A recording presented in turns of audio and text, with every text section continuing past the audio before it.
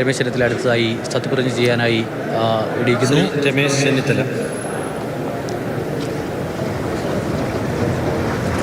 ഹരിപ്പാട് നിന്നുള്ള UDF-ൻ്റെ നിയമസഭാംഗം രമേശ് ചെന്നിത്തല സത്യപ്രതിജ്ഞ ചെയ്ത് അധികാരമേൽക്കുകയാണ്. MLA ആയി നിയമസഭാംഗമായി സത്യപ്രതിജ്ഞ ചെയ്യുന്നു.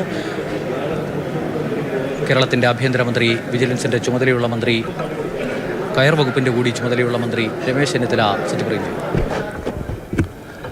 I, Ramesh Chennithala, having been elected a member of the Legislative Assembly, do swear in the name of God that I will bear true faith and allegiance to the Constitution of India as by law established, that I will uphold the sovereignty and integrity of India, and that I will faithfully discharge the duty upon which I am about to enter.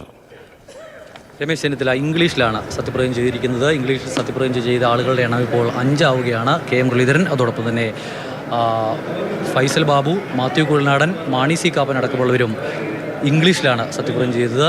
Ramesh Chennithala ഇപ്പോൾ ഇംഗ്ലീഷിൽ സത്യപ്രതിജ്ഞ ചെയ്ത ഫയലുകളിൽ ഒപ്പിടുകയാണ്.